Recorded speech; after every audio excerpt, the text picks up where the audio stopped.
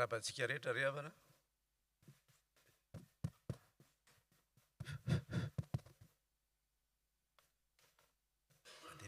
Mandeha zany.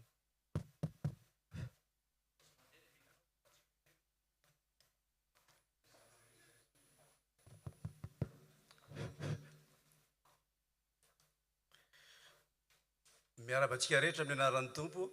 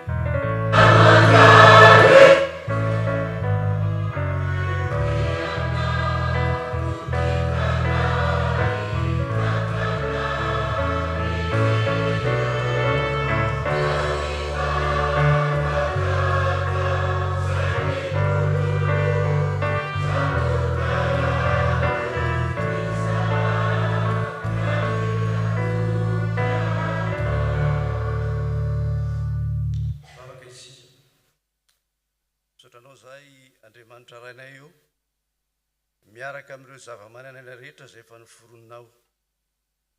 Tamin'ny fahendrena tokoa no nanaovanao izany rehetra izany, ary rehefa vitanao zany dia hitanao fa tsara indrindra. Sotranao koa izay tamin'ny namoronanao anay olombelona, ianao no nanao anay ho lahy sy vavy, ary samy manana ny toerana izay fanametrahanao azy, izay tsiraray avy arak'izay nokasainao, ary samy ondronao avokoa fiandrinao izahay. Mankalazanao zay ary mametraka anao amin'ny toerana ambony indrindra, satria mendrika izany ianao, ary mandrakizay tokoa ny famindraponao. Tompo, manatrehanay amin'izao fotoana maraina izao amin'ny alalan'ny fananao masina, ka amarino ny teninao fa raha misy rona telo mivory amin'ny anaranao dia eo afovoany ianao. Dia mahatoky indrindra ny fanatrehanao zahay, ary aoka ianao hikasika ny fonay tsiraray avy, azonay resy lahatra tokoa ny amin'ny fitiavanao anay, satria tena tianao tokoa zahay. Dia ho voninahitra anao Andriamanitra ray zanaka fanahy masina, izay fatraminao tamin'ny taloha indrindra ka mbola ho anao mandrakizay. Amen. Petraka isika.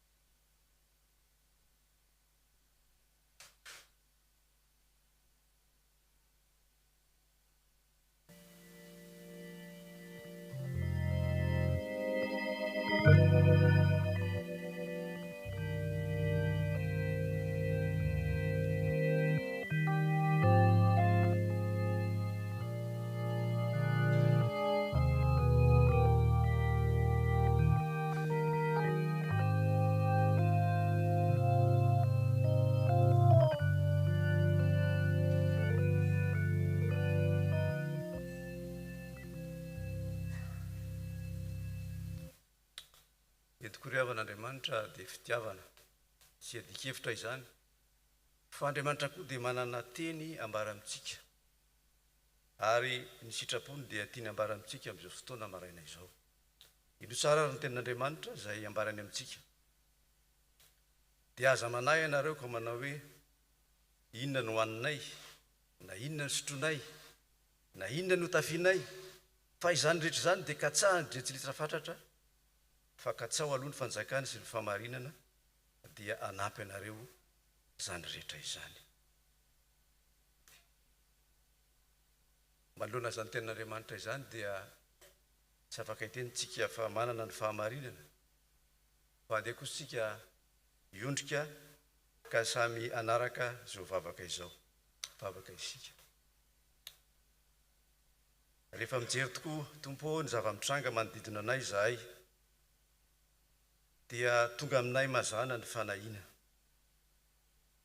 Manenina ny lasa izahay ary manany ho avy. Tsy hainay ny makasitraka sy makamamy ny ankehitriny. Ianao nefa dia Andriamanitra ny ankehitriny. Ary indrisy tahaka ny jentilisa ihany tokoa zahay, ary indraindray aza dia miara-mitoloko sy mitanondroka miaraka aminy. Mampiasa ny fomba fiteniny sy ny fisainany.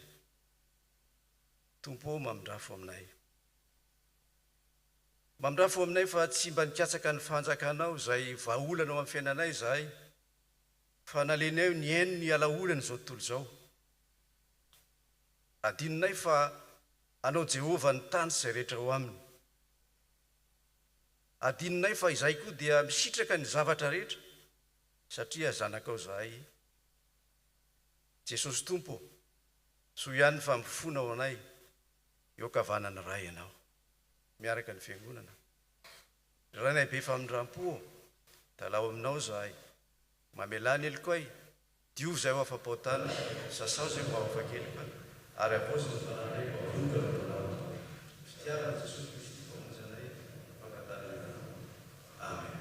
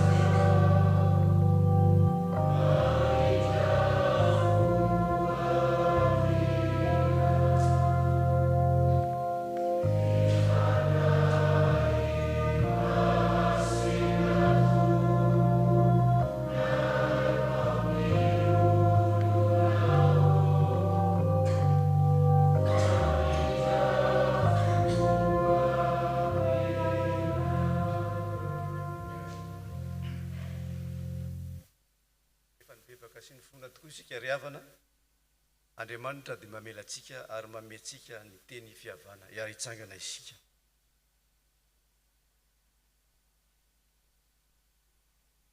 Hoy ny Tompo amintsika, amerina ny tanako aminao aho ka ho dioviko io amin'ny laveninao ianao ahafahany taindrendrikao ary esoriko ny firaka rehetra aminao ka mindrafo amin'ny tsy fahamarinanao aho ary tsy ho tsarovako intsony ny fahotanao.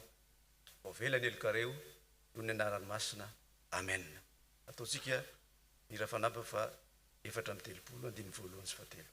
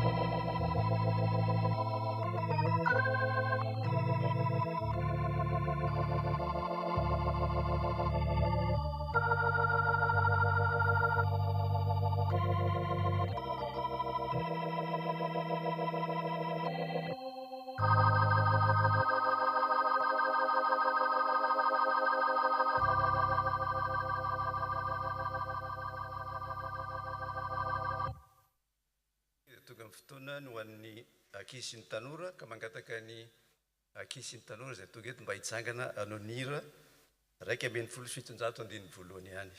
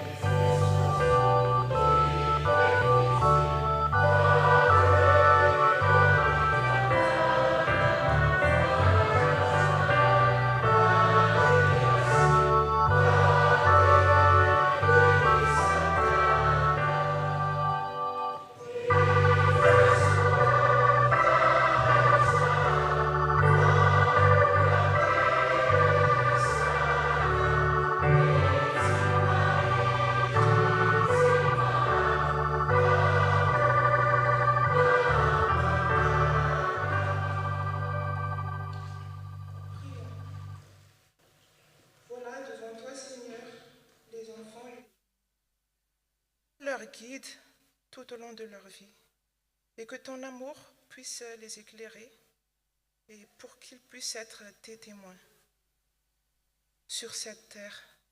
En ton nom, Seigneur Jésus, nous faisons cette prière. Amen. Vous pouvez vous asseoir. Le thème que la SLK a choisi aujourd'hui, c'est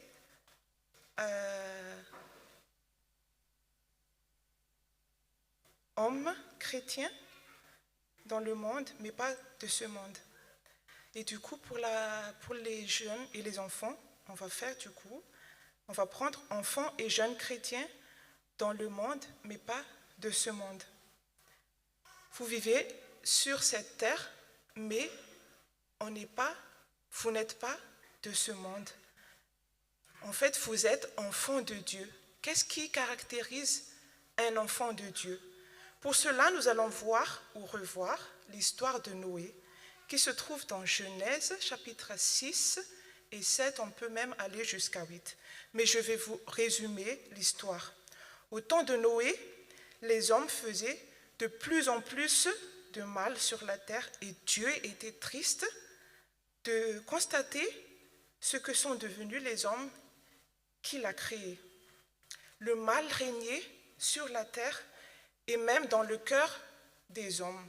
Alors Dieu était triste et il a décidé d'éliminer le mal. Alors, qu'est-ce qu'il a fait? Il a cherché du coup sur la terre qui étaient les hommes qui l'obéissaient et qui le craignaient. Il n'y avait qu'un seul homme, c'était Noé. Donc Noé, il a toujours obéi à Dieu. Dieu lui avait demandé alors de construire un bateau en bois. On dit une arche. Dieu a donné toutes les instructions pour la fabriquer. Et Noé était monté dans l'arche selon toujours les instructions de Dieu. Il est monté avec sa famille et un couple de chaque espèce d'animaux une fois que l'arche était construite. Et quand la porte de l'arche était fermée, il a beaucoup plu. C'était le déluge. Et tous les êtres vivants qui étaient en dehors de l'arche sont noyés. Seuls ceux qui étaient dans l'arche étaient protégés. D'accord? Pourquoi Noé échappe-t-il à la noyade? Donc, première chose, parce qu'il a trouvé grâce aux yeux de Dieu, parce qu'il a marché avec Dieu, il l'écoutait et il faisait tout ce qu'il lui demande. Donc voilà, premièrement, ce qui caractérise un enfant de Dieu. Un enfant de Dieu, il marche avec Dieu, il écoute et il fait ce qu'il lui demande. C'est pour ça, les enfants, qu'on apprend la parole de Dieu à l'église. C'est pour ça qu'il y a la STA, il y a les vendredis des jeunes, il y a le culte où on nous dit tout le temps la volonté de Dieu. D'accord? Donc ça, il faut retenir cette première vérité. Deuxième chose, la construction de l'arche a duré un moment. c'est pas juste en un clin d'œil, parce qu'il a fallu à Noé de chercher toutes les matières qu'il faut pour construire l'arche. Donc les bois, il en fallait beaucoup, le goudron et tout ça. Et aussi, il a fallu à Noé du courage, de la force et de la persévérance. Si on lit bien la Bible, on peut compter jusqu'à 80 ans. Noé a mis à peu près 80 ans pour construire l'arche. Donc voilà, pour vous, qu'est-ce qu'on est enfant de Dieu sur la terre, qu'est-ce qu'on nous attend? C'est de construire votre arche avec Jésus. Votre arche en Jésus, c'est votre vie.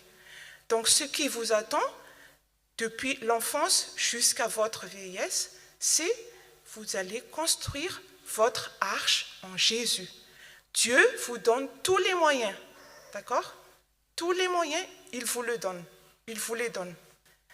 Il y a, comme on disait tout à l'heure, il y a la parole qu'on apprend chaque dimanche, ou à la maison aussi, il y a le culte familial, ou même avec la prière que vous faites tous les jours. Tout ça, ça vous aide à grandir. Et aussi, il y a les parents qui vous aident aussi, qui vous guident, qui sont les exemples. Et tout ça va vous aider à vous faire grandir en Jésus.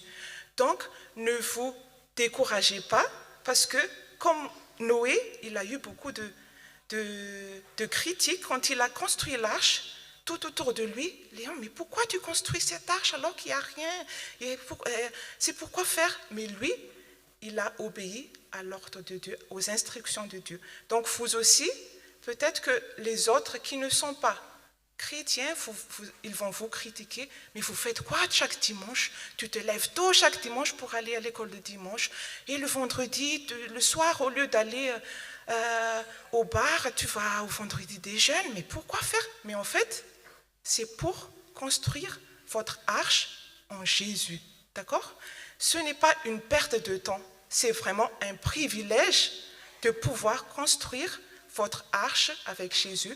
Et car la fin, en fait, c'est que Dieu a un plan parfait pour vous. C'est que vous soyez protégés dans cette arche avec Jésus et avoir la vie éternelle.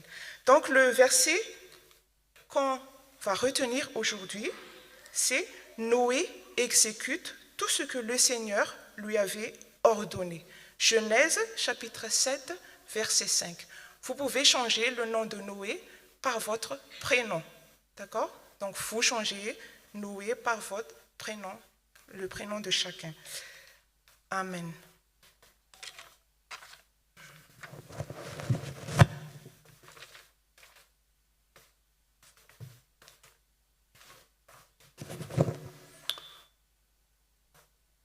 Zao dia roso amin'ny famakina sy fianonan'ny tenin'Andriamanitra isika ry havana.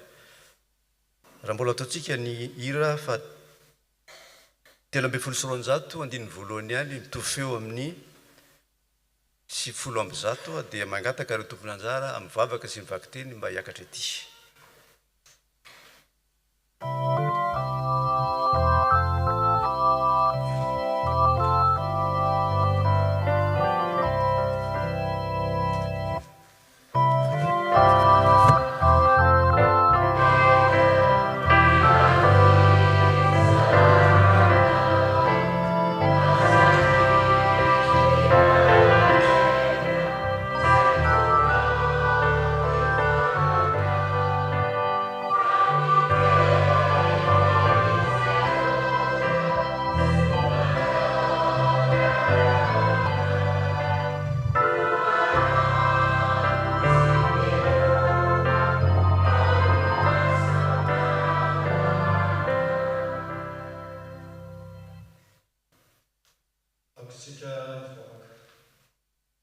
Andriamanitra, misotranao zay fa tonga eto amin'ny zao fiangonanao zao, zao alahady izao, dia rasan-kalaza ny anaranao masina. Dia tonga koa amin'ny famakinan'ny teninao, mivavaka aminao mba nihery ny fanahy masina no anilo ny vava sy ny feon'ny mpamaky teny androany. fanamasina ihany koa no atanolonaka ny mpiaina sy ny mpiangona androany ho tanolonaka amafazana ny voan'ny teninao. Dia amin'ny anaranao hatrany nanaovan'izao vavaka izao Jesosy, anao no dia resy atsy ary ny voninahitra mandrakizay. Amen.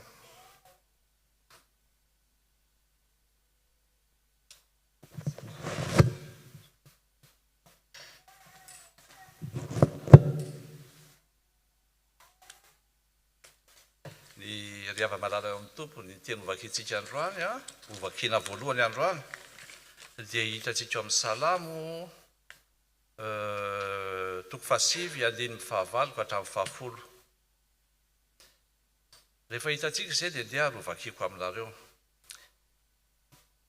Inzay ny tompo izay maharitra mandrakizay, mametraka ny seza fiandrianany tsarana izy, ka hitsara izao tontolo izao araka ny lalina, tsy hanapaka ny firenena araka ny hitsiny. Ny tompo no fialofana ho an'ny ampahoriana, eny fialofana amin'ny andro mahory. Amen.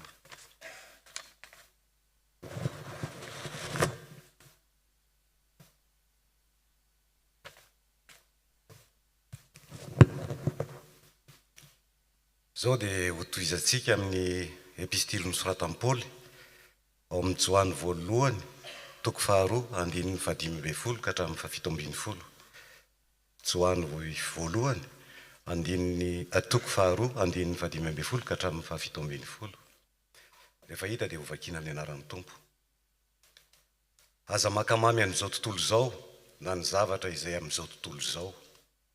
Raha misy olona makamamy amin'izao tontolo izao dia tsy ao anatin'izany olona izany ny fitiavana ny ray, satria ny zavatra rehetra izay eo amin'izao tontolo izao, izany hoe ny filan-dratsy ny maha olona mpanota sy ny fitsiriritany zavatra hita maso ary ny rehaka momba ny fiainana izao dia tsy avy amin'ny ray fa avy amin'izao tontolo izao.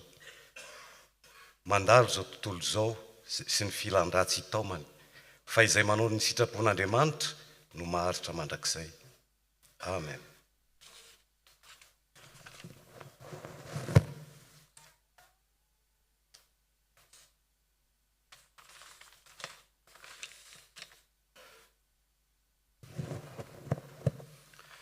Hovarana antsika ry havana ny famakinan'ny teny soratra masina, ka eo am-pitsanganana no iarantsika mamaky sy miaina ny filazantsara nosoratan'i Jaona toko fahafito ambin'ny folo ny andininy fahavalo ka hatramin'ny fahavalo ambin'ny folo. Jaona toko fahafito ambin'ny folo ny andininy fahavalo ka hatramin'ny fahavalo ambin'ny folo. Rehefa hita dia iarantsika mamaky amin'ny anaran'ny tompo.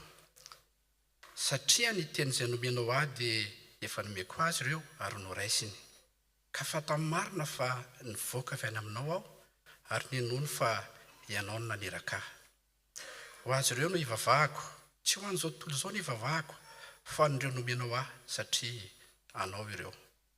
Fa izay rehetra ahy dia anao ary izay rehetra anao dia ahy, sady efa nahazo voninahitra teo aminy aho.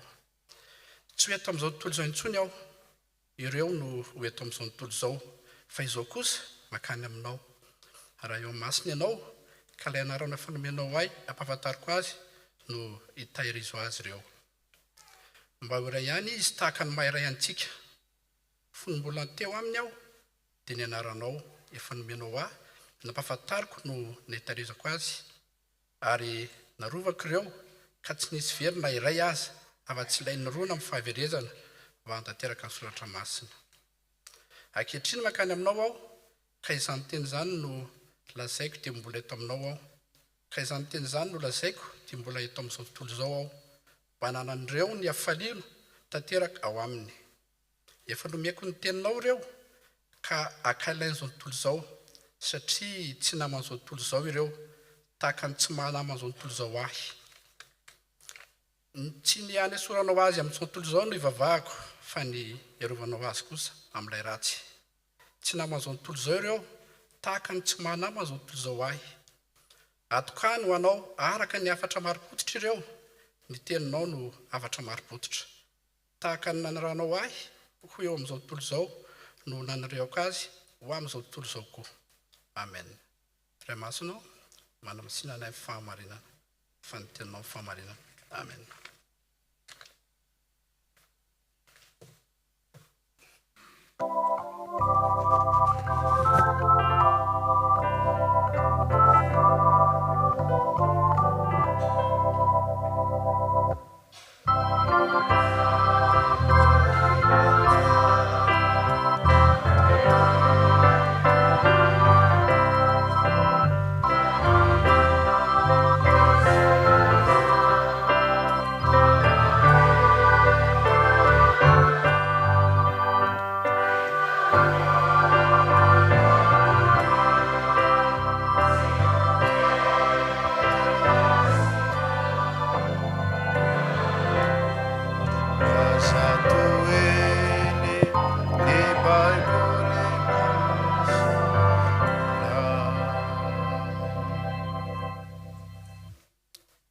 Lehilahy kristianina eto amin'izao tontolo izao nefa tsy namana izao tontolo izao.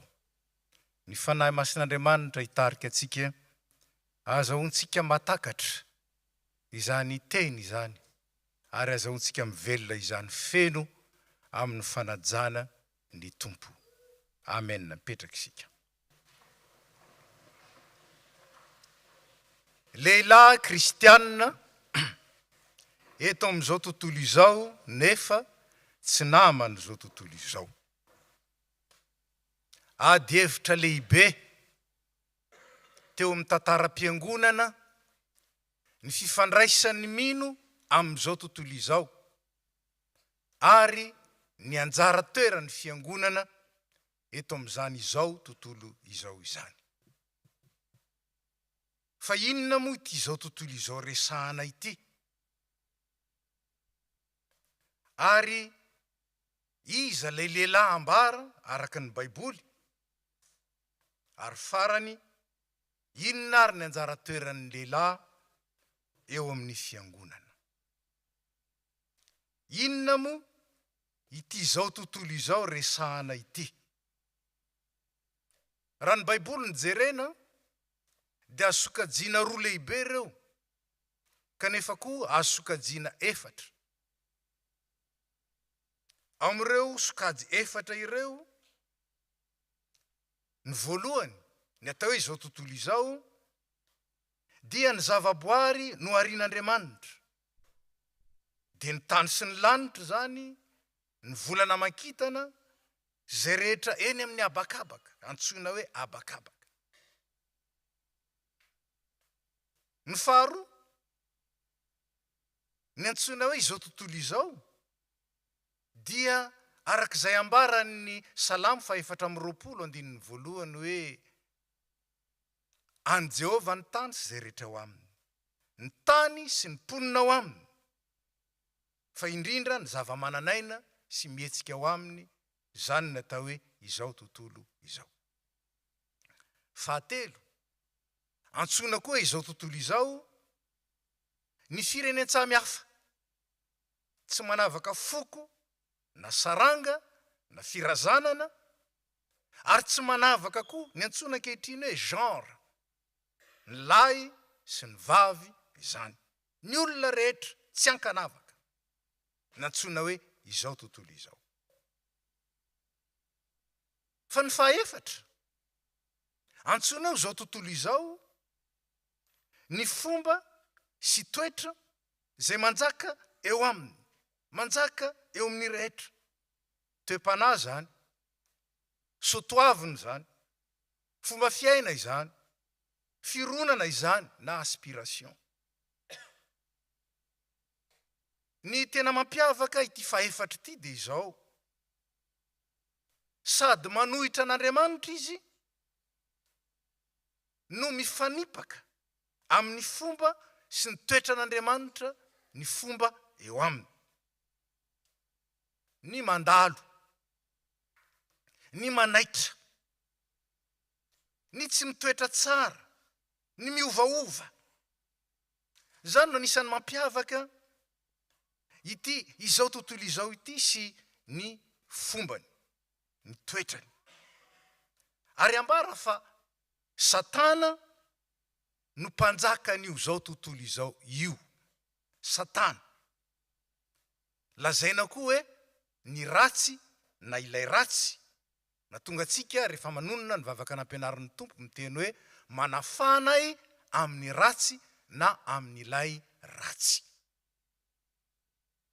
Ny asan'ilay ratsy zany dia ny andrava ny asan'Andriamanitra, nanomboka tany amin'ny faharino zany. Mandrava ny asan'Andriamanitra ary koa manimba ny zanak'Andriamanitra amin'ny atao hoe fampanalavitana azy aminy sy ny fampisarahana azy amin'ny mihitsy aza. Ary zay ny asan'ny satana. Izy ange tsy mikendry zay hoe amparikoriko atsika.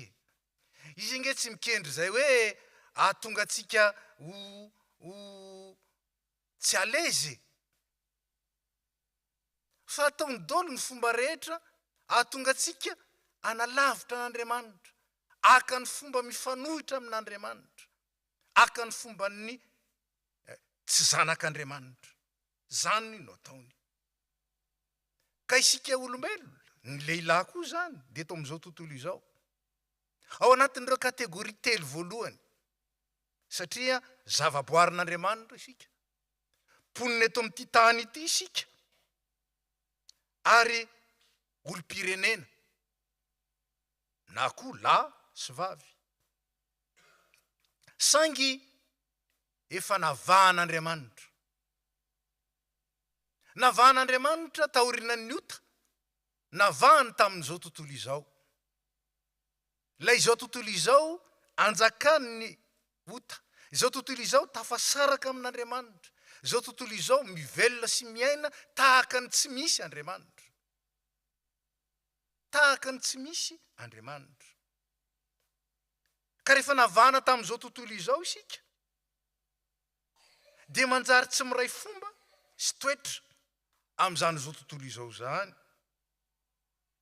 Manjary mifikitra amin'Andriamanitra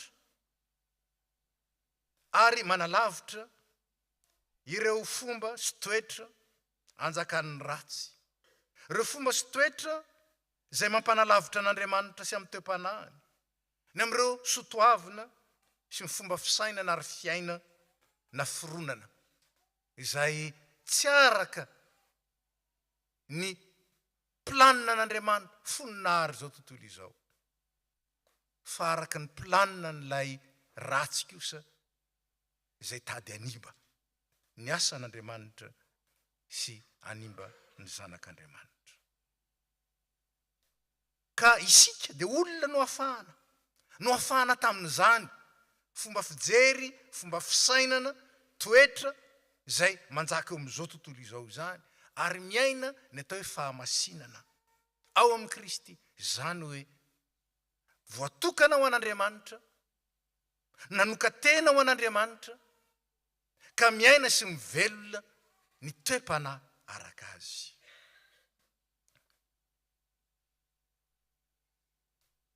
Inona kosa ny lehilahy amin'ny Baiboly?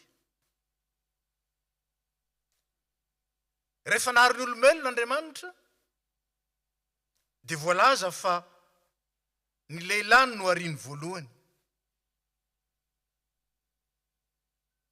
Nahary ny olona lahy sy vavy izy, fa ny lehilahy no ariany voalohany. Ary izy ny nametrahan'Andriamanitra ny andraikitra sy ny fitsimpiainana azony manatanteraka ny antom-pisiny ety an-tany.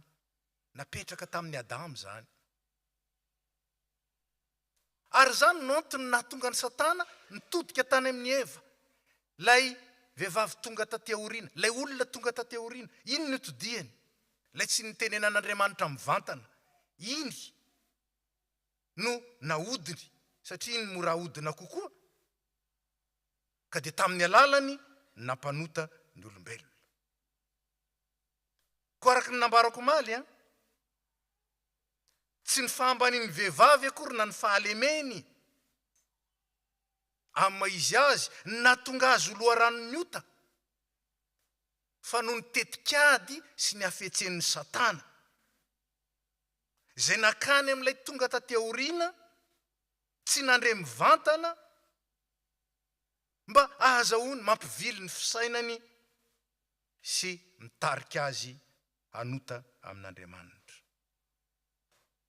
Hitantsika ao anatin'izany fa manana andraikitra manokana ny lehilahy satria izy ny depozitaire-ny andraikitra, depozitaire-ny fomba fiainana, depozitaire-ny sotoavina izay avy amin'Andriamanitra. Izy ny depozitaire-ny antopisian'ny olona dia ny mpivady, ny fianakaviana, ny firenena. Manana izany andraikitra izany ny lehilahy.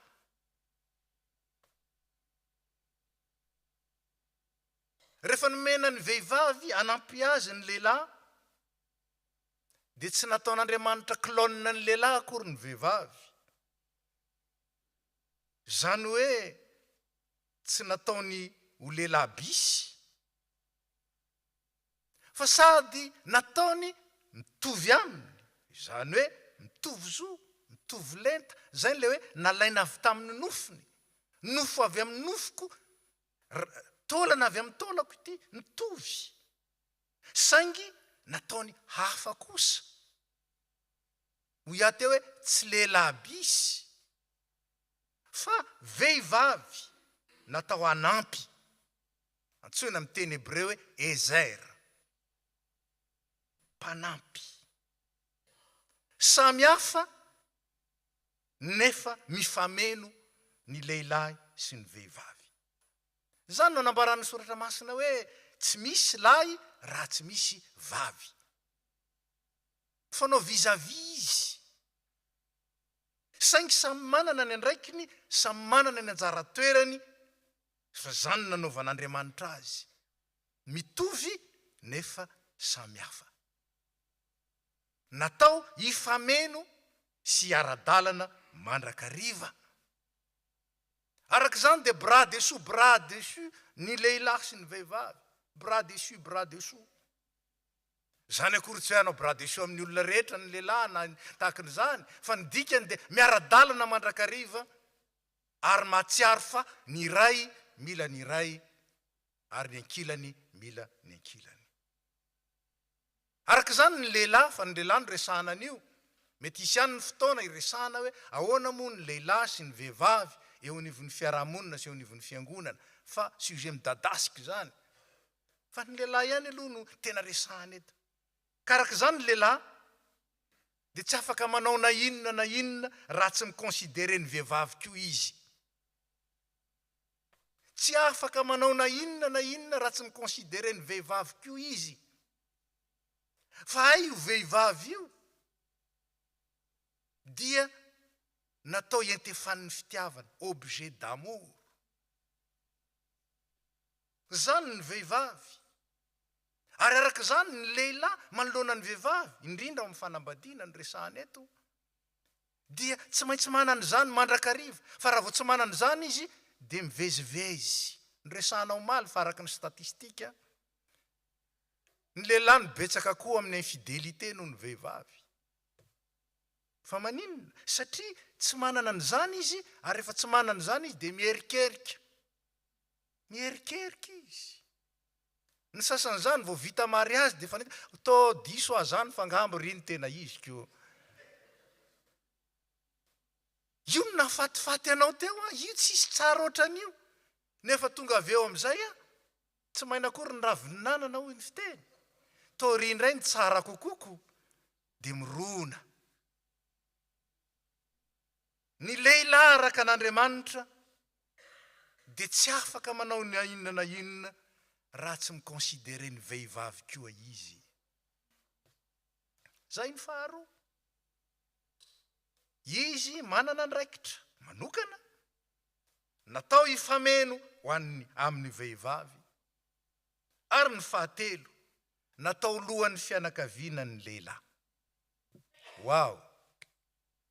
Tsy efa lany andro ve zany pastera? Zany ve dia mbola resahana ihany amin'izao andro moderne zao e? Efa mitovy ny lehilahy sy ny vehivavy. Averina indray ny tenin'Andriamanitra fototra, lahy ny lohan'ny vavy, dia tahaka ny Kristy koa ny lohan'ny fiangonana. Efesianina 5:7-20. Marina fa niteraka korontana ny tsy fahazahoanana io. Satria natonga ny lehilahy indraindray anapatra ny fahefany amin'ny vehivavy, anindry ny vehivavy. Ary naray mety mahatonga ny lehilahy koa, ny vehivavy koa, i sinibe, zany hoe mifitsaka. Tsy afaka manao ininona intsony. Vohitsakitsaka. Tsy zany nambaran'ny soratra masina.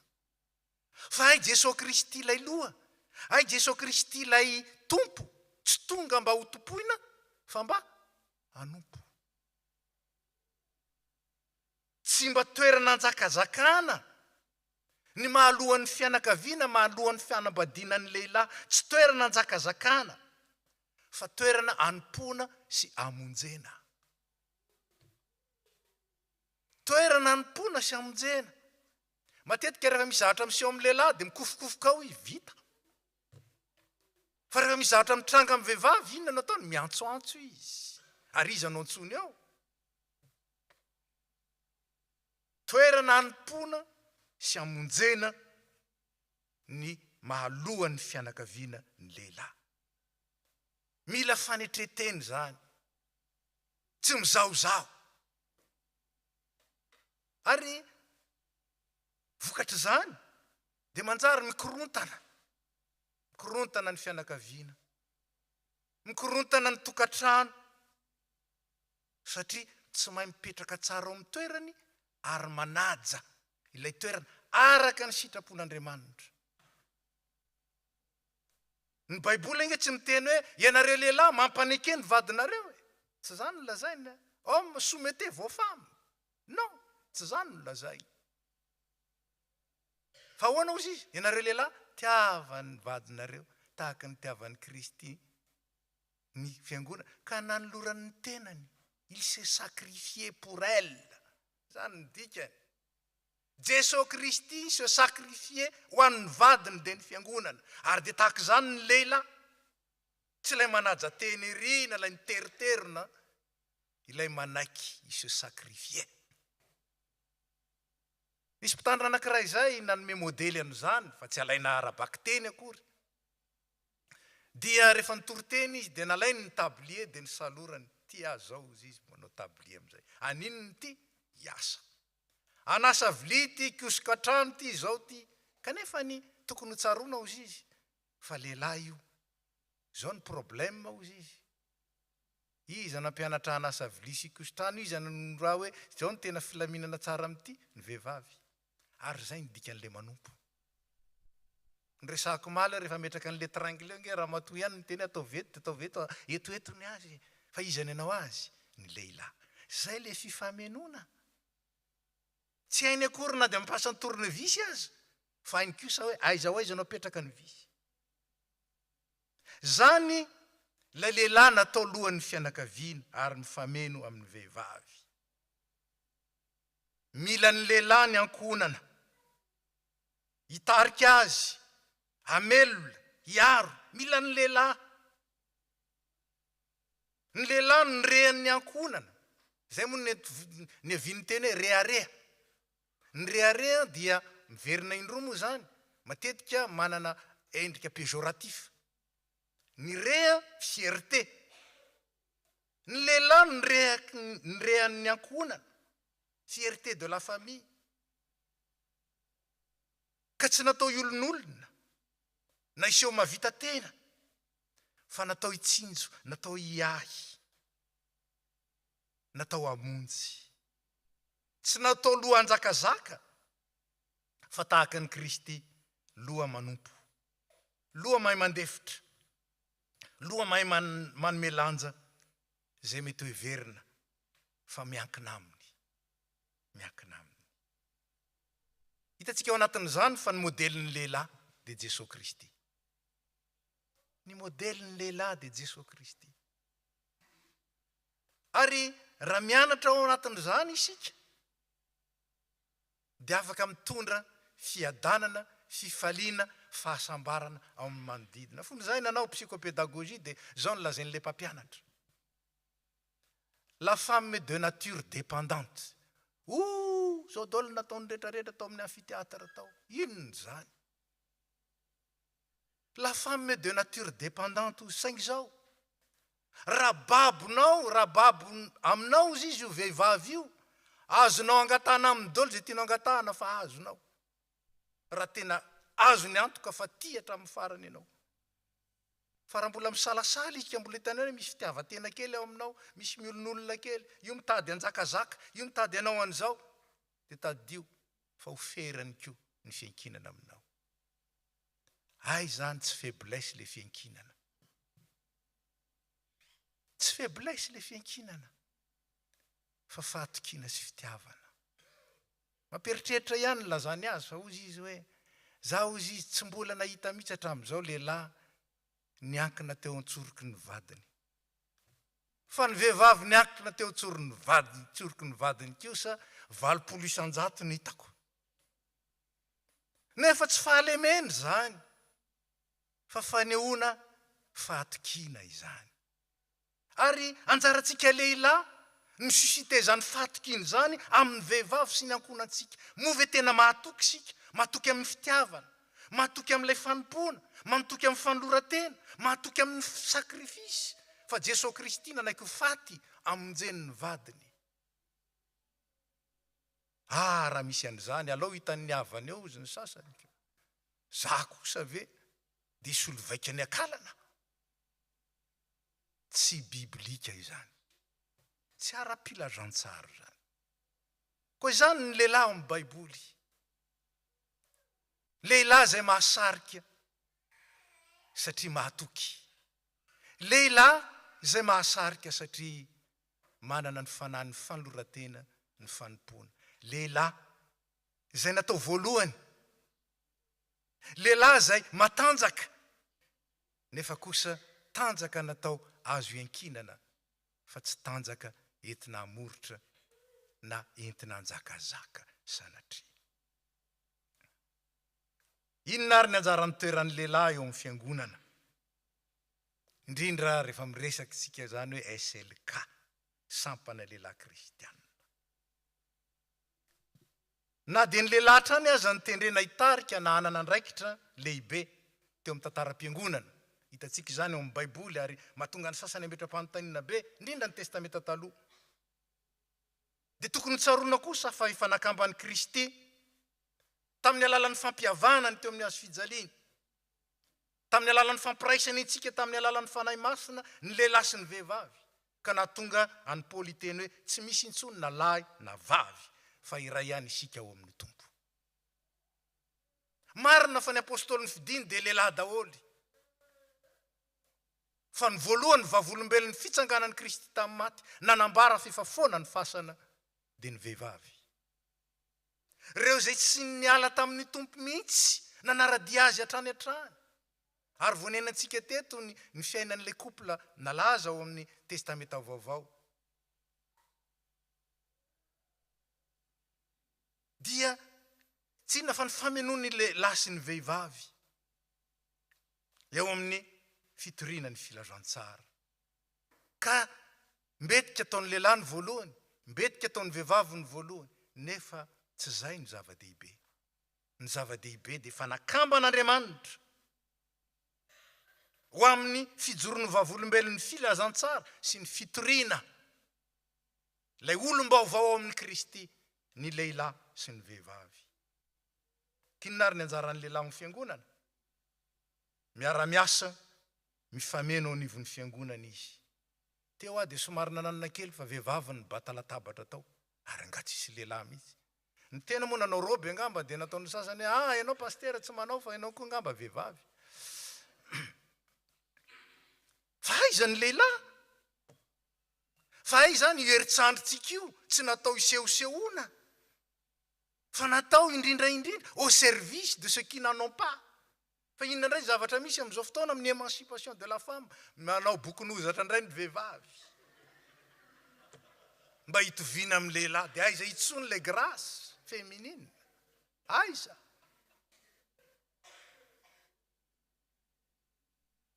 Araka izany ny atao eo anivon'ny fiangonana mampiseho an'izany, miaina an'izany.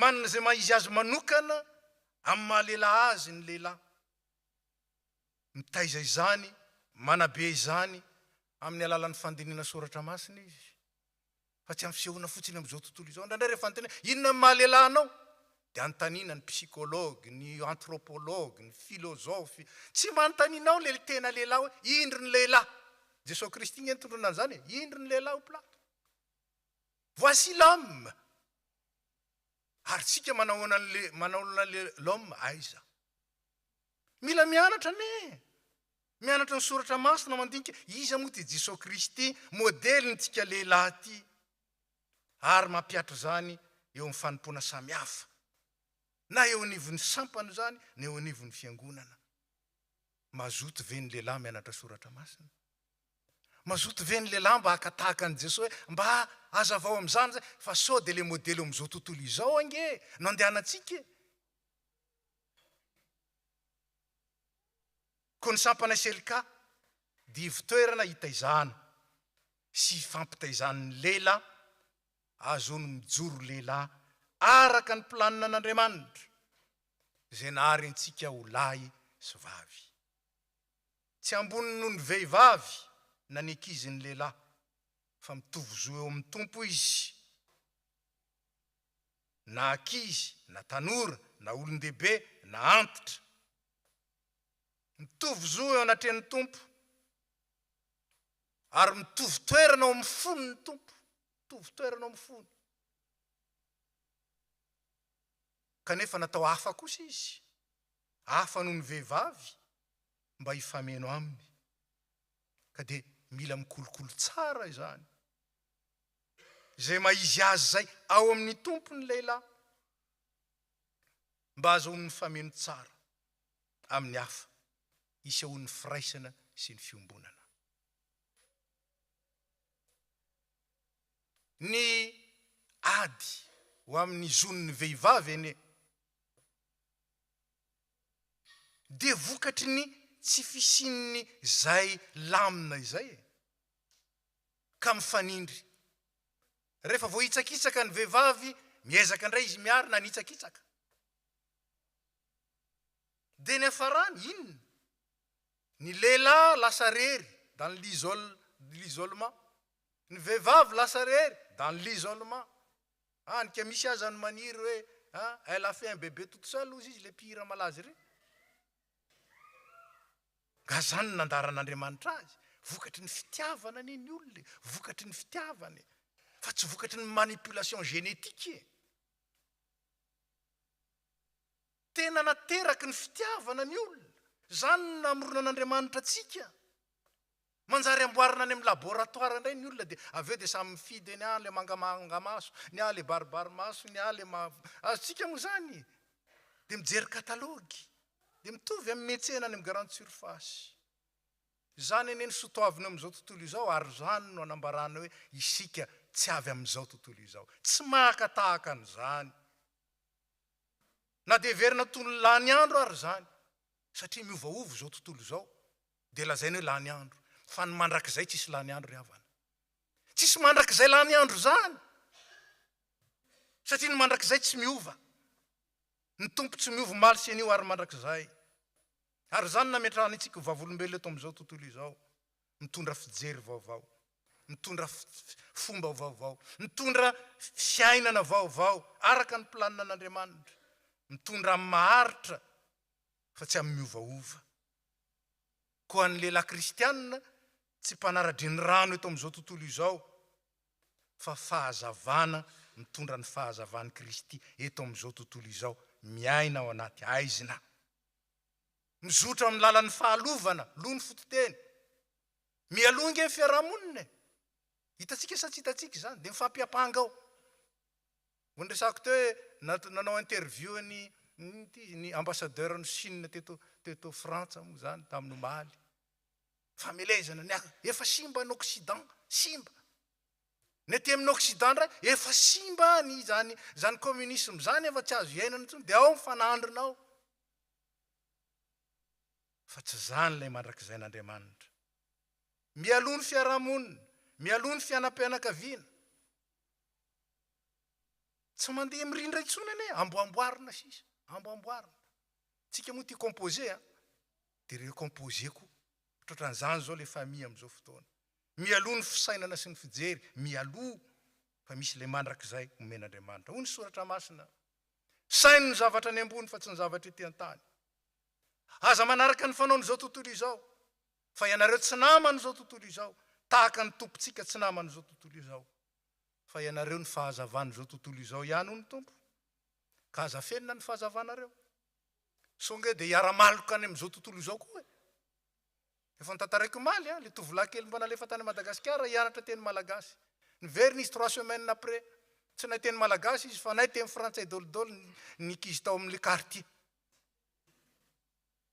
tandremana tsara so tonga tao am'izao tontolo izao eny ka anaraka n'izao tontolo izao ho difitra am'izao tontolo izao manjary aizina ao anaty aizina fa tsy fahazavana mitondra fahazavana eo am'izay ao anatin'ny maizina kon lehilahy kristianina de eto am'izao tontolo izao ary eto tokoa nametran'Andriamanitra atsika za mangataka aminao tsy hampiala azy zao tontolo izao izy saingy kosa mitondra fisainana mitondra fijery mitondra fiasa mitondra fomba zay tsy avy ety an-tany fa avy any an-danitra tsy avy am'izao tontolo izao fa avy amin'Andriamanitra tsy avy amin'ny olona fa avy am' Jesosy Kristy ilay efa tonga ary monina ao anatitsika lay efa maty nefa nitsangana tamin'ny maty mba hahatonga atsika olom-baovao ao amin'ny kosa ka de mitsangana hoy ny firanantsika mijoro sahito koa ho lehilahy ka tsy amin'ny bokin'ozatra tsy amin'ny firehareana sy ny fisehosehoana fa amin'ny fanahy sy ny toetra ny Kristy zay ianarana sy alainy tahaka ary tombona isan'andro isan'andro zany ny antsonantsika lehilahy ao amin'ny sampana kristianina mba ho tezaina sy rafetin'ny soratra masina ary tombo amin'ny fahalalana tsara ny Jesosy Kristy ka ho lehilahy matratry ny ohatra ny fahafenony ho lehilahy sarobidy amin'ny vehivavy sy ny fianakaviana ho lehilahy rea fierté ho an'ny fiangonana sy ny firenena satria mijoro sy miasa amin'ny fahamarinana araka an'Andriamanitra raisy ny fitahiana ho aminareo ne ny fahasoavan'i Jesosy Kristy tompo ny fitiavan'Andriamanitra ray ary ny firaisana amin'ny fanahy masina ampiorina anareo amin'ny fahamarinana araka an'Andriamanitra andehananareo araka ny fiantsoana ary anahafanareo an'i Kristy ilay modely zay fa tonga teo am'izao tontolo izao ary mitarika atsika ho amin'ny mandrak'izainy matoky ilay niantso anareo izy hatanteraka zany am'izay rehetra matoky azy amen petraka isika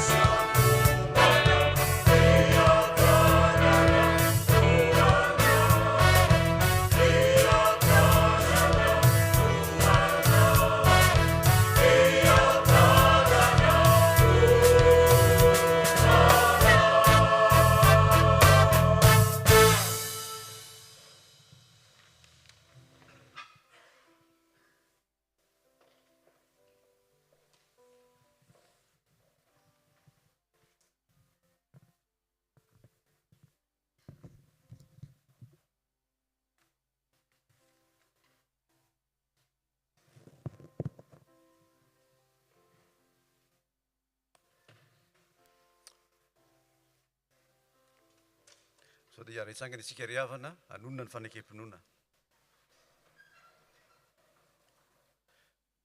Mino an'Andriamanitra ray tsy toa, mpanao ny lanitra sy ny tany aho, ary mino an' Jesosy Kristy zanalay tokony natombotsika, izay nitorotoroana tamin'ny fanahy masina, nateraka Maria Virjine, jalina nanapoka Pontius Pilato. Nompona tamin'ny hazo fijaliana, maty ka nidina tany avelantsika, nitsangana tamin'ny maty tamin'ny amin'ny fahatelo, niakatra Andriamanitra, mipetraka tamin'ny Kristo, avy any lehibe tsara ny Kristy sy ny maty. Mino fanahy masina, fiangonana masina tanteraka, fiangonana masina, fanan'andro, fitsangana ny tena maty, ary ny fiainana mandrakizay. Amen. Mipetraka isika. Sao teo lazaina amintsika ny raharahany fiangonana ka mangataka ny tokony anjara manatanteraka isika.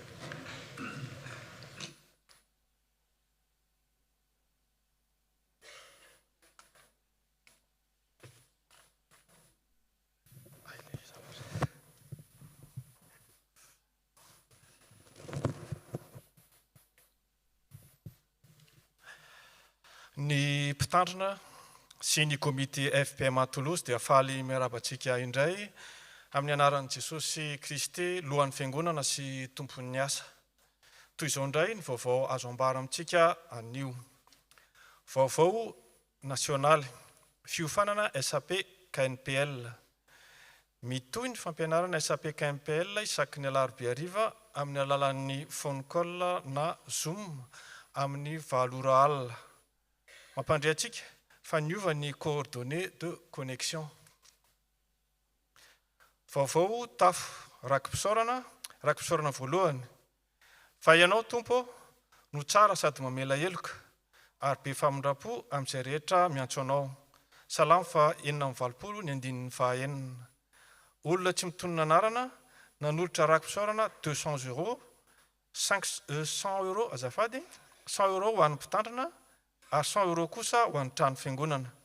Mangataka ny firana fanampiny fa 230 azavela. Rakimpisaorana faharoa, no hamaroinao ny fahagaganao sy ny hevitrao izay nataonao ho anay Jehovahandriamanitra. Tsy misy azo ampitahina aminao. Raha tiako ambara sy olazaina irery dia indro maro loatra izy ka tsy tambisaina. Misaotra an'i Jehovah ary fanahiko. Azy rehetra atao anatiko misaora ny anaran'ny masina. Amen. Manolotra rakimpisaorana 1000 €, 800 € ho an'ny trano fiangonana, 200 € ho an'ny mpitandrina. Mangataka vavaka sy hira FFPM 170 710 ny andininy fahatelo. Famangina manjo.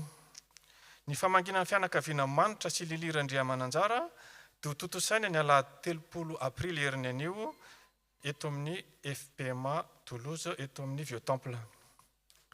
Batisa. Isy batisa ny alahady 30 aprily ho avy izao. Ireto ny anaran'ireo izay atao batisa: Rakotondrafahatra anay aiko ainy, zanaky Rakotondrafahatra mendrika sy Soamianta. Vaovao FNM.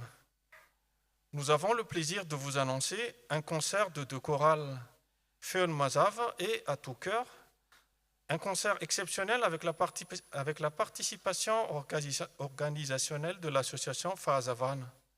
Ceci se déroulera le samedi 20 mai à 17 h à la salle des fêtes Albert Camus, 1 place de la République, 31 270 Cugnot. Le prix d'entrée est de 20 € pour les adultes et gratuit pour les enfants de moins de 12 ans. Les billets sont disponibles auprès des membres du bureau Feon Mazava. Venez nombreux.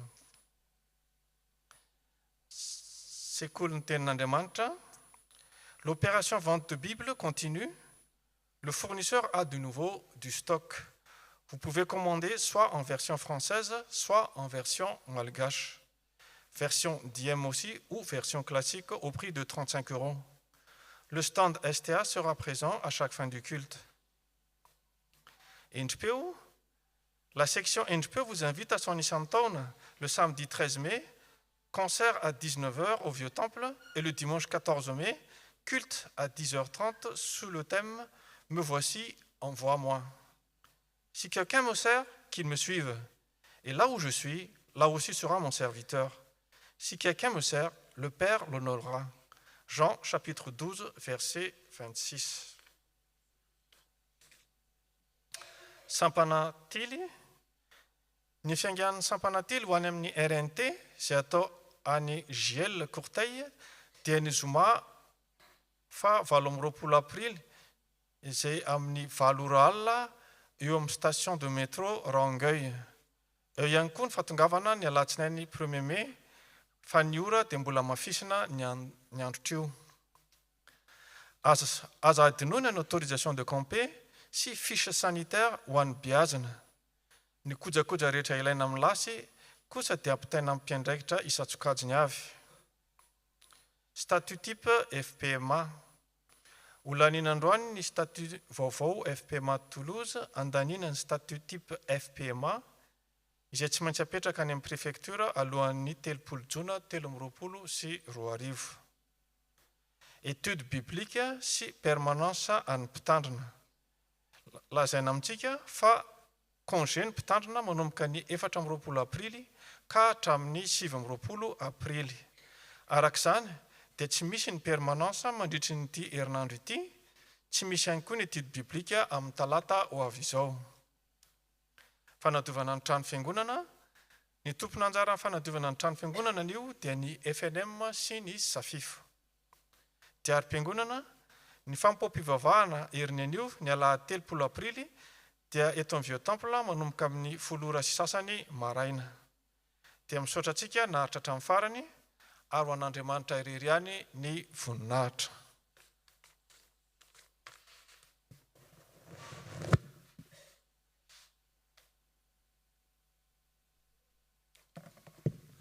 Dia mbola faly miarabantsika rehetra ary ny havana amin'ny anaran'ny tompo. Misy fanampy vaovao iray tsara ho tenena amintsika ihany. Ny tafy Montpellier dia mampandre antsika fa isy ny fametrahana sampana fifoazana amin'ny fomba ofisialy amin'ny herinandro ambony amin'ny alahady 30 aprily izany. Ary isy solotena zany avy eto amin'ny tafy Toulouse anatrika izany fotoana izany. Faharoa manaraka an'izay nisy vaovao lazana tamintsika mikasika ny asabotsy 27 mai alohan'ny Pentecôte ka tadidinareo izay nanaraka ny vaovao concert indrakira miaraka mitarika TGC Tana Gospel Choir ho an'izay tsy mahalala azy noho ny antony samihafa sy ny fahasarotan'ny zavatra miseho any Madagasikara satria avy any Madagasikara io tarika io no antsoina. Dia tsy afaka tonga eto izy amin'ny asabotsy io 27 mai fa ny alatsinainy arivo izy vao tonga eto France avy any Madagasikara. No dikan'izany dia tsy maintsy mitady daty hafa zany ny fiangonana andalovany eto Toulouse. Ka zay no zaraina amintsika. Mbola mitady salle sy daty ny tompona andraikitra ary dia inona fa azo anjantsika araka ny fitondran'Andriamanitra sy ny fandaminana ka dia mialatsiny amin'izany fiovana izany. Mikasika koa ny fandanina ny statut type ny FPMA voalaza teo zany dia toy izao ny fandaminana rehefa tapitra ny tsodrano dia angatanytsika hijanona tsika mpandray fanasan'ny tompony indrindra hijanona anatanteraka ny fifidianana ireo article anankifito izay ho lanina ao anatin'ilay statut type FPMA vaovao. Misaotra tompoko.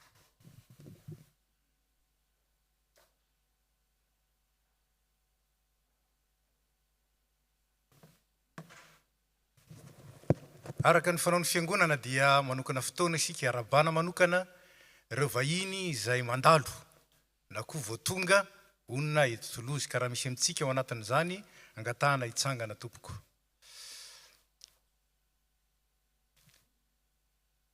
Dia faly izay miaraba anareo tonga soa eto amin'ny FPMA Toulouse.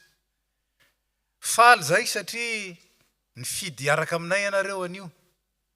Ary arak'izany ny fiombonam-panahinareo taminay dia nampahery anay tokoa. Dia misaotra indrindra. Ary dia mitsodrano anareo zahay. Andriamanitra ny fahasoavana izay nitantanareo tonga soa eto, izy hatanteraka ny antony nahatongavanareo eto.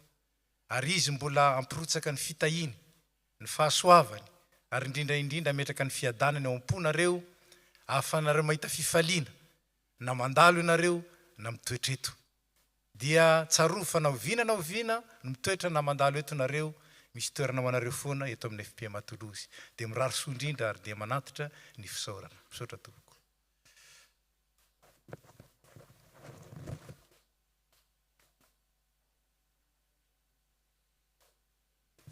tonga amin'ny fotoanan'ny fanatitsika ry havana ataontsika ny raha voalahatra mandritra ny rakitra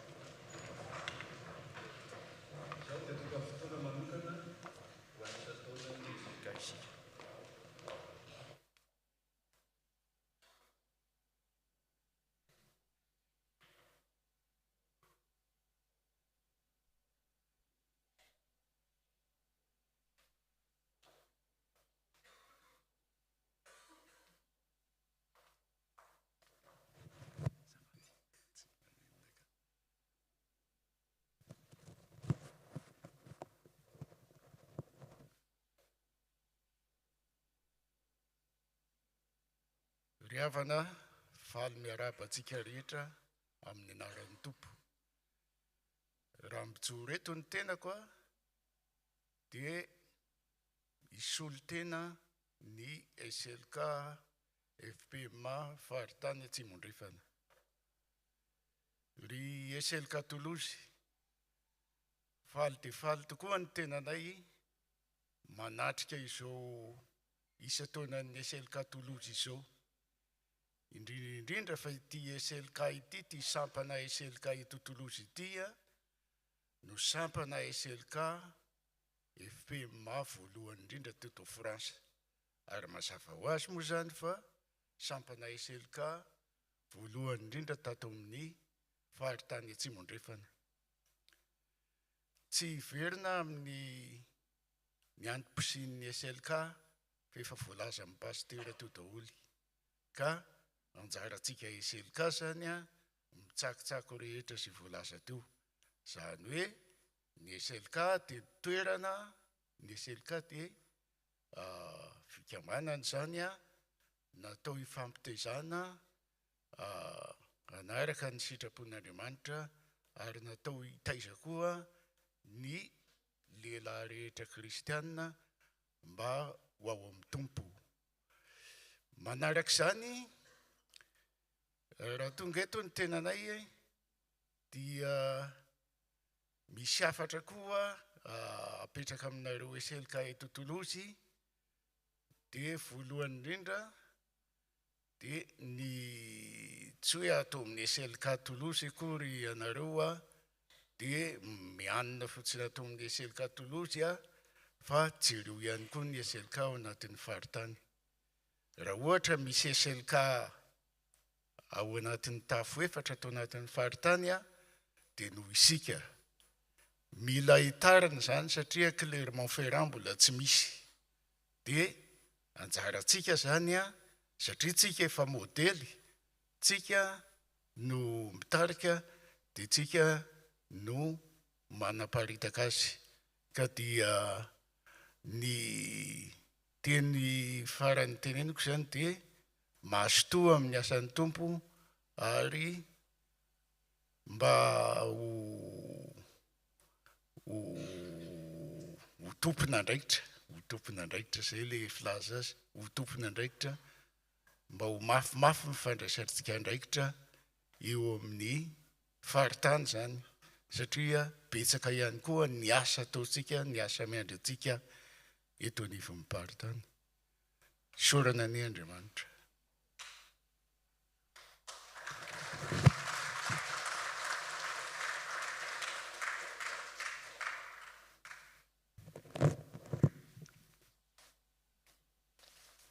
Ry ava-malala, ny teny voalohany dia fisaorana. Fisaorana satria raha tsy teo ny tompo tsy nisy zao zava-poana ny zavatra natao. Misy teny andramiko ty avy amin'ny Tesaloniana toko faharoa, Tesaloniana faharoa toko faharoa andininy fahatelo ambin'ny folo manao hoe fa izahay tsy maintsy misaotra an'Andriamanitra mandrakariva ny aminareo ry malala ny tompo, satria Andriamanitra efa nifidy anareo hatramin'ny voalohany ahazo famonjena amin'ny fanamasinana ny fanahy sy ny finoana marina. Koa isaorana ny tompo fa vita somatsara ny isa-taona ny SLK. Isaorana ny Jesosy Kristy tompontsika ihany koa namelona hatrany ny fanahy ary nitarika sy nampahily hatrany eo amin'ny asa fanomponan'Andriamanitra. Misaotra mpitandrina tamin'ny fampianarana izay nampatsiahy ny asa sy andraikitra ny SLK eo amin'ny fiangonana. Misaotra ny komity, ny président, ny komity,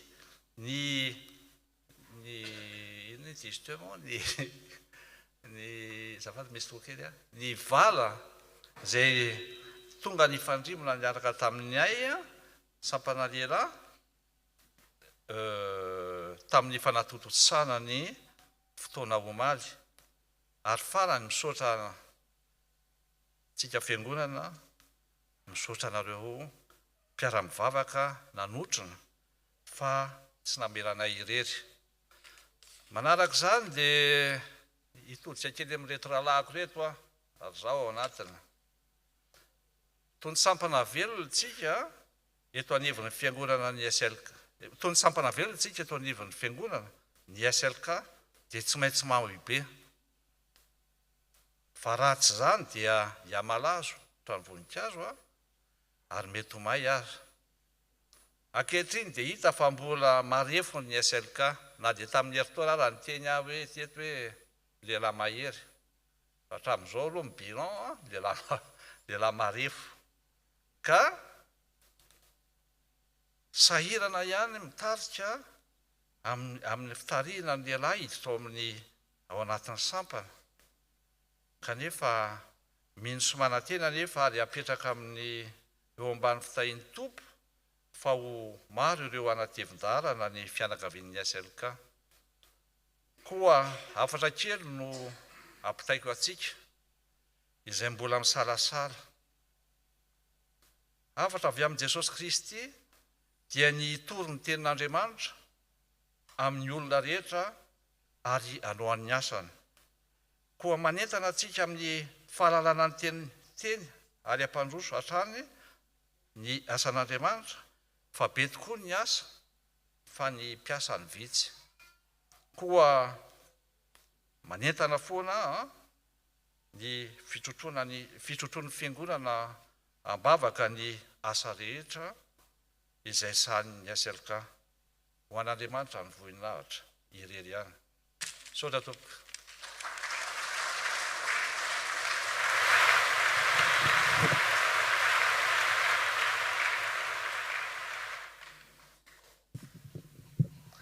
Eny ry havana fifaliana ho an'ny fiangonana ny mankalaza ny taonan'ny sampana ao aminy anio dia ny sampana SLK tamin'ity weekend ity zany sampana SLK no avotra manokana ka amenaran'ny fiangonana no iarabananareo sampana SLK natratra izany fotoana lehibe izany fotoana lehibe ho iaho satria fotoana ahafahantsika indray mandiny tena ary mandroso landalina koa amin'ny finoana araka ny toriteny teo ka ny teny ampresiana anareo sy ampahirezanareo dia manao hoe ianareo ny fahazavan'izao tontolo izao ary mbola namafisiny atoko piry zany raha ny teny izy hoe mitsangana mandehana ka torio ilay fagagana ka izany nirina amin'ny sampana SLK raha ny teny ny filoha Dominika teo fa anisan'ny sampana voalohany nitsangana teto amin'ny faritany ny sampana SLK na teto amin'ny FP Makoary dia tsy tokony adinoantsika izany kanefa misy zavatra takian'ny tompo amintsika dia ny fiverenana amin'ilay fitiavana voalohany ny fiverenana amin'ny Jesosy Kristy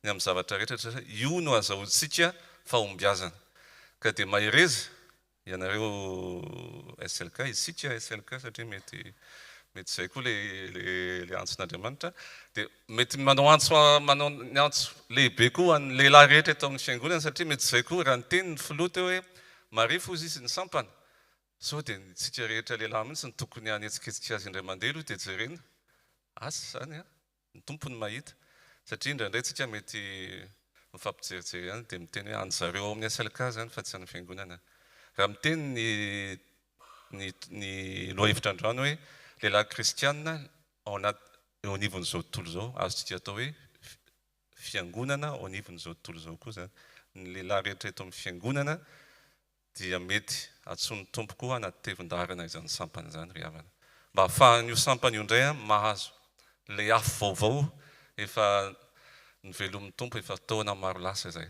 ka dia ho tanteraka amintsika ene zany mety faniriana nofinofy ihany fa mety azo hoentina ambavaka koa satria ny tompo mahita fa matoa ny sampana SLK mbola mijoro zao dia mbola sitrapon'Andriamanitra ny joroany ary andehana ny landalina koa ka dia mahireza indrindra ary mahefa amin'ny asan'ny tompo mahefa be fa tsy foana ny fiterezanareo aina ao amin'ny tompo ho anazy raiky ny voninahitra amen.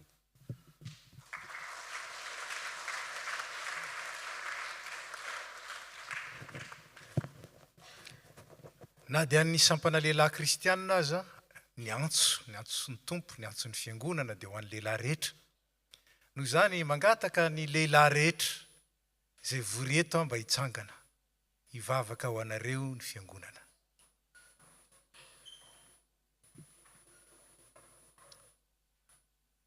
Raha eo misaotranao zahay midera sy mankalaza ary manome voninahitra satria Andriamanitra tsara ianao tsara ny fihevitra ao anay tsara ny fitaomanao anay ary tsara ny zavatra homaninao ho anay eo amin'ny fiainanay eto amin'ity zao tontolo izao nametranao anay ity. Midera sy mankalaza anao zay tamin'ny nanaovanao ny olona ho lahy sy vavy. Ary de reto ny lehilahy ny forono ny tananao. Ary nateraka ao indray tao amin'ny Jesosy Kristy olom-baovao. Ho fanasina sy fahazavana. Ary ho vavolombelona eto anivon'izao tontolo izao. Mametraka ny tsirairay avy eo aminao. Ainao namelona lay afo ny fanekena. Lay afo ny fifamatorana. Fa lay afo ny herim-panahy. Ahafanay mijoro tokoa. Ho lehilahy zay asa ny tananao. Ary ho lehilahy mitory ny voninahitrao Kristy. Lehilahy matoa amin'ny olona rehetra. De rainay ianao satria tsy mitsahatra ny asanao. Ka dia mametraka ny lehilahy rehetra eto amin'ity fiangonana ity izahay. Mba ho foazonao amin'izany fiantsoana masina izany. Ary mametraka ny sampana lehilahy kristianina ho sampana velominao ka velona. Atsanganao ka mahajoro. Ary azavainao ka afaka mibalika. Eto amin'ity tanàna ity sy eo anivon'ny fiangonana ny fahazavany. Dia misaotra noho ity isataona ity. Ary misaotra mitahy ny fiangonanao amin'ny alalan'izao sampana izao. Amin'ny anaran'i Jesosy Kristy lohan'ny fiangonana sady modelinay lehilahy. Amen. Mazo mipetraka tsika atitraterina ihany ny antso zany. Ny anatavenantsika laharana ny sampana SLK. Satria ao ny fampitaizana fa ao koa ny ampimbonana ny hery. Izay omen'Andriamanitra tsika ahafahantsika mavokatra be. Ary ahatonga ny voninahitr'Andriamanitra isandratra hatrany. Dia mahereza sy mahatanjaka. Dia mitohy ihany ny fotoanantsika satria ny SLK moa dia anisan'ny nametraka teto amin'ny fiangonana koa ny fankalazana ny jobile mariage. Dia mbola fifaliana ho antsika koa zany miaraba ireo mpivady nahatratra ny 5-10-20 taona ny fanambadiana ny miakatra izay ho antsoina manokana eto ho arabaina amin'ny anaran'ny fiangonana. Ka dia tonga dia tsonay nareo dia angatany nareo andro sotia azafady tompoko. Naharitra 5 taona teo amin'ny fanambadiana Razafimanana Mikaela sy Diane.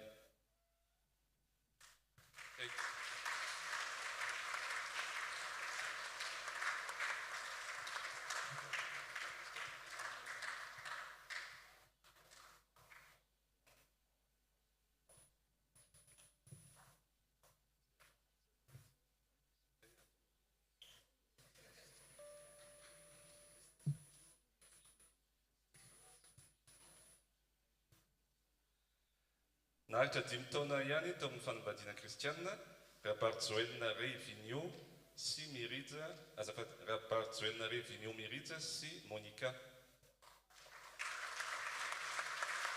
Tsy tonga angamba izy Sapakisy. 10 taona teo amin'ny fanambadiana kristianina Ravelo Armanana Beavana, Ari sy Angelina.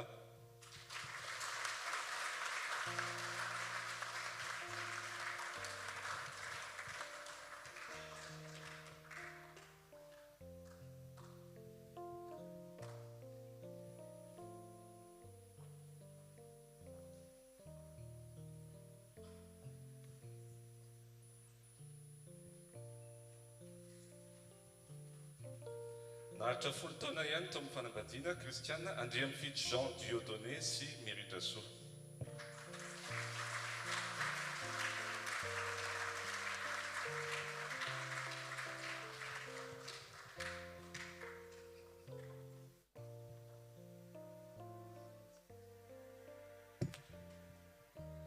Naharitra 20 taona teo amin'ny fanambadiana kristianina Andrianavo Mahery Keke sy Anta.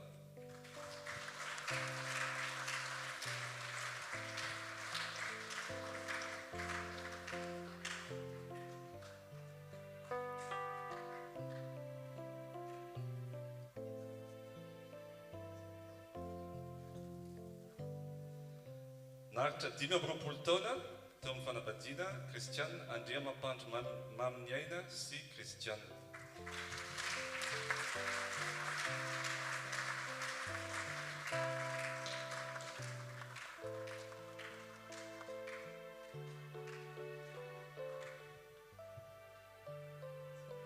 Dimy amby roapolo taona ihany Raphaël Gérard Hermalala sy Julie Mireille.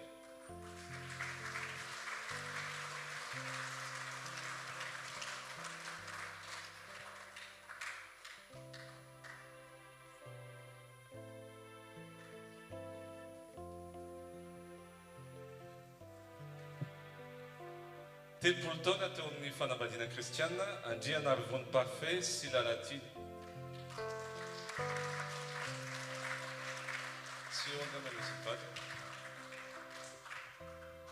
Fa 5 taona teo amin'ny fanambadiana kristianina Raholy Manana Bernardin sy Saondra Nicole.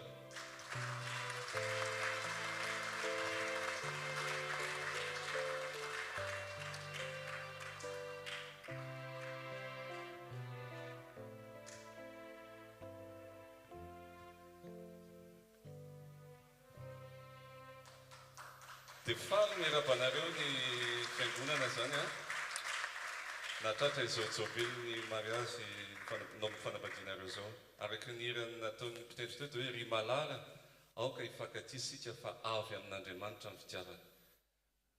Avy amin'Andriamanitra ilay fitiavan'Andriamanitra no nivelominareo tao anatin'ny tokantranonareo ary izany koa ny antony fanambadiana dia ny fampisehoana fa ny Jesosy Kristy tia ny fiangonana no ao anatin'ny fanambadiana koa ka izany mirina mba haritra taona maro be mbola maro be zay le izy ny fanambadianareo ka dia azo fiadanana sy fifaliana tranonareo ny tokantranonareo.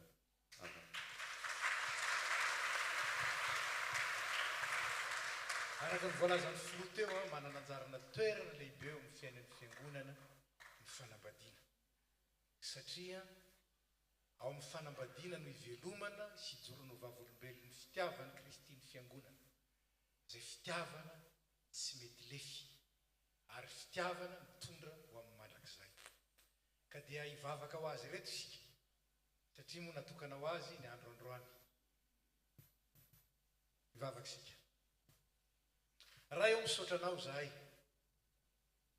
fa hatrany amin'ny fahariana dia efa sitrakao ny iveloman'ny olona ao anatin'ny fifankatiavan'ny mpivady. Zara tsara nomenao zany fa indrindra koa nataonao mba ampahafantarana anay sy hijoronay ho vavolombelon'ny fitiavana tsy mety lefy izay nitiavanao anay tamin'ny alalan'i Jesosy Kristy ka ifandraisan'ny Kristy lohan'ny fiangonana amin'ny vatany ety an-tany dia izahay zany.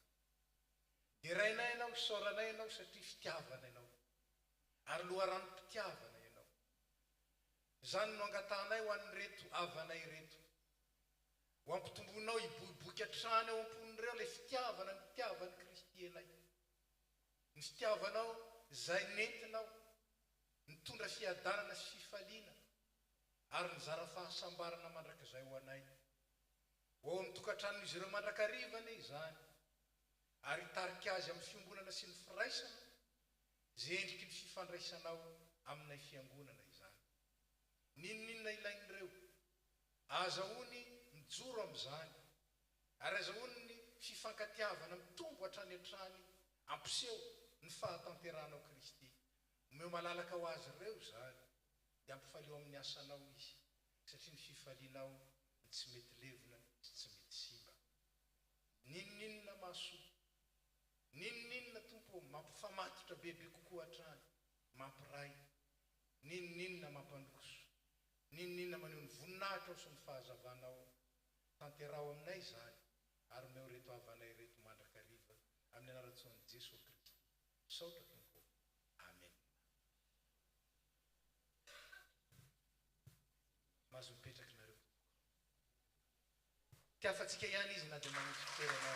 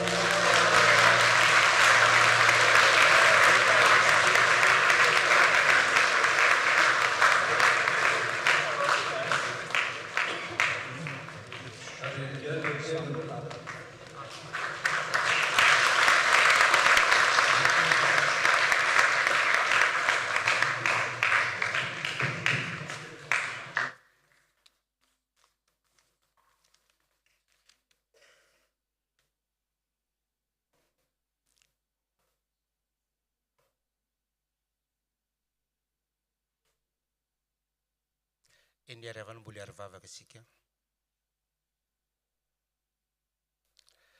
Ry Andriamanitra be fitiavanao, ketry dia misaotra anao iram-po iran-tsaina zahay satria tanteraka soamantsara ny fiaonanay taminao amin'ity androandroany ity.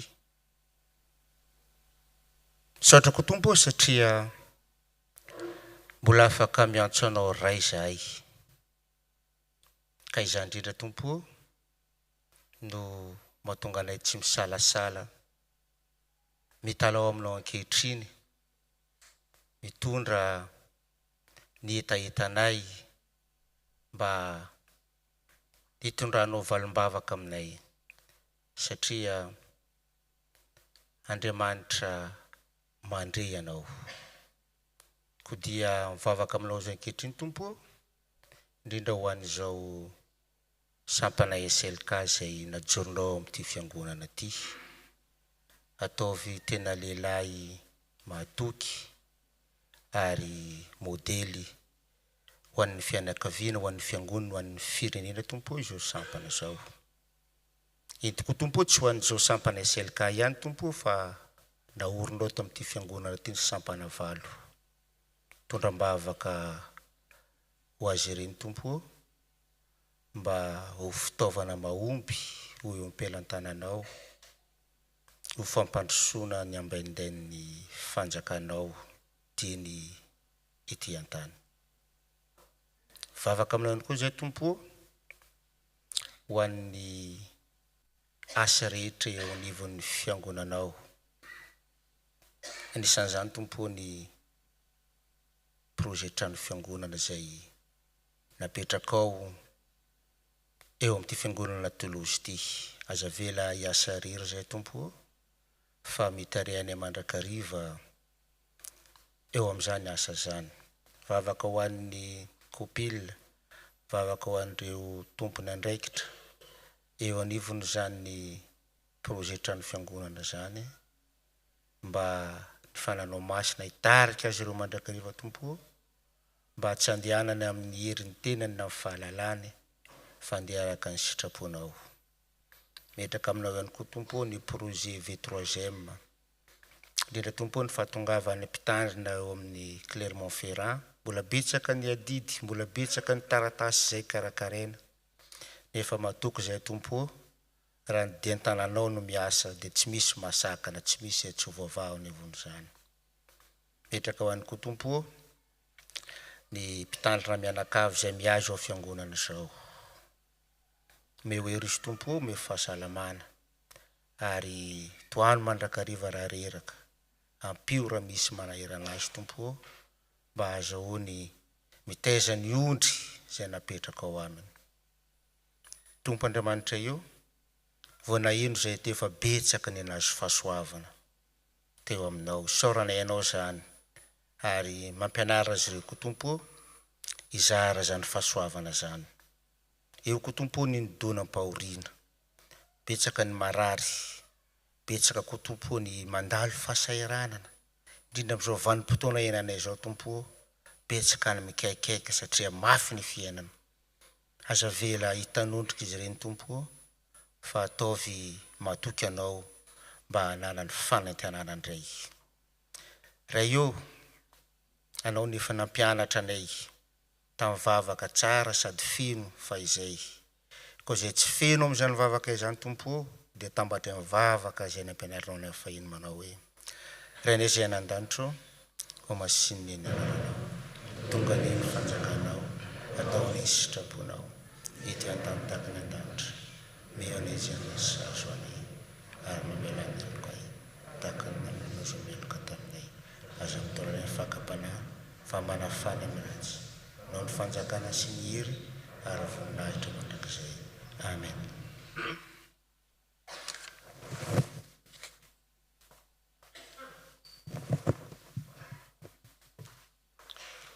Sotran'Andriamanitra ikariavana fa tanteraka soamantsara zay fotoana izao. Amarana ny fotoantsika dia ataontsika mpitsanganana ny firana fanampiny 7:30 alohan'ny afatra sy ny tsodrano ary ny andininy faharoa aorinan'ny afatra. Aza dino fa mbola misy raha doniana rehefa avy eo dia mangataka antsika mpandray fanazany tompo zany mba hijanona vetivety ary hitsangana isika.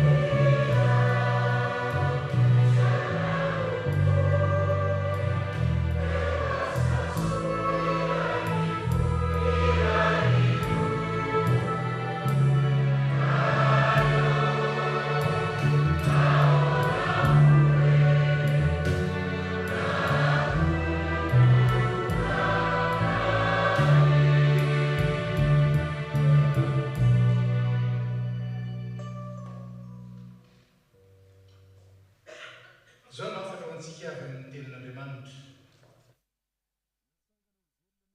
Kristy ianareo no izany ka tsao ny zavatra any ambony any amin'izay toeran'ny Kristy eo ankavanan'Andriamanitra. Sainy ny zavatra any ambony fa tsy ny zavatra ety an-tany. Dia fiadanana aneo an'ny rahalahy ary fitiavana mba amin'ny finoana avy amin'Andriamanitra raisy Jesosy Kristy Tompo. Ny fahasoavana ny ho an'izay rehetra tiany Jesosy Kristy Tompontsika amin'ny fitiavana tsy mety levona. Amen.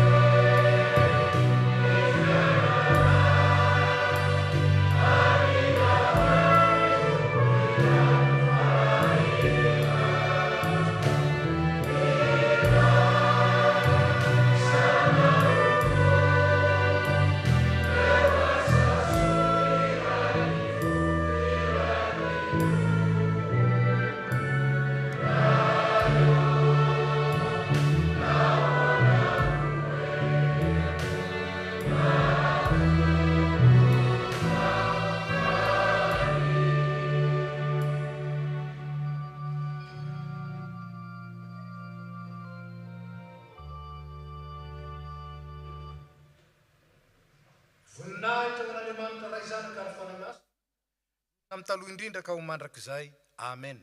Mandehana amin'ny fiadanana ka manompony Tompo.